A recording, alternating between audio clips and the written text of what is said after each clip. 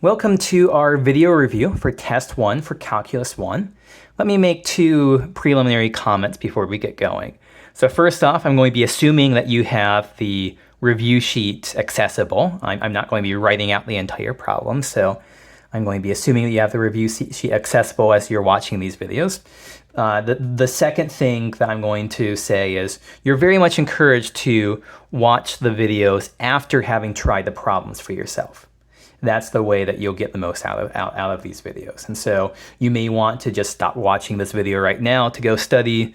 You may want to, partway through watching these videos to, hit pause or take a break from watching videos to work out some problems. But that is what I encourage you to do is try this watch the videos after you've tried some of the problems for yourself. Okay, problem 1. We want to find this difference quotient here for f of x is square root of x plus 2. Okay, so what do we end up with? So our f of x is square root of x plus 2, and we're going to need f of x plus h. This is just everywhere we see an x, we replace with x plus h. So then when it's time for us to find the difference quotient, f of x plus h minus f of x divided by h, what do we end up with? Square root of x plus h plus 2, that's f of x plus h, minus square root of x plus x plus 2, all of that over h.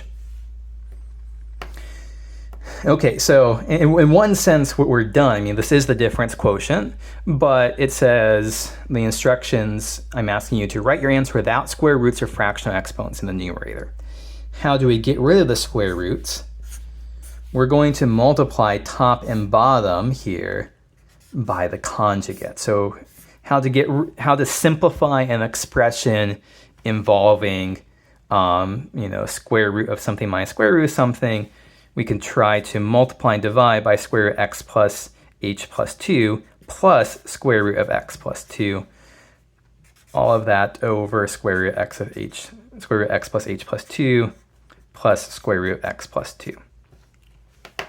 And so once we have this, let me write out here. So the denominator is just going to stay put, h times square root of x plus h plus 2 plus square root of x plus 2.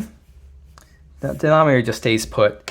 The numerator is of the form a minus b times a plus b, where a is the square root of x plus h plus 2, b is the square root of x plus 2. And so a minus b times a plus b is, of course, equal to a squared minus b squared. So in our case, what is a squared? This times this is just x plus h plus 2 minus b squared. What is b squared? This times this is just x plus 2. If we rewrite the numerator now, distribute out the negative sign here, minus x minus 2, all over h times square root x plus h plus 2 plus square root of x plus 2. What do we end up with? Those cancel. And then we're just left with h over h times this expression down here. And those h's are going to cancel then.